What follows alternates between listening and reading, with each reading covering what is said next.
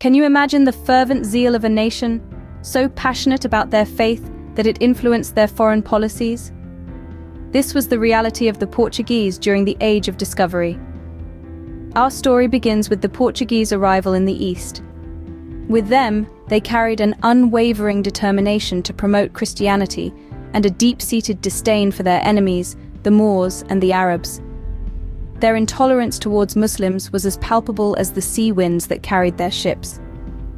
But interestingly, the Portuguese initially showed tolerance towards the Hindus. However, the winds of religious policy shifted with the introduction of the Inquisition in Goa. The once tolerant Portuguese began to persecute Hindus, marking a stark change in their religious policy. Despite this intolerant behavior, the Jesuits made a positive impression at the court of Akbar, the Mughal emperor. This was largely due to Akbar's deep interest in theology. In September of 1579, Akbar requested 2 learned priests from the authorities at Goa.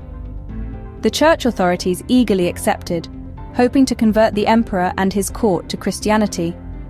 Jesuit fathers, Rodolfo Acquaviva and Antonio Monserrate, were chosen for the task.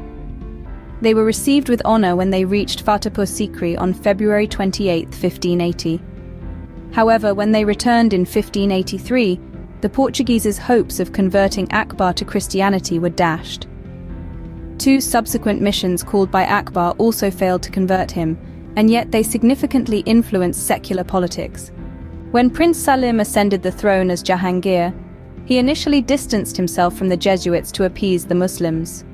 However, by 1606, he had renewed his favors to the Jesuits, allowing them to retain their church and residence in Lahore.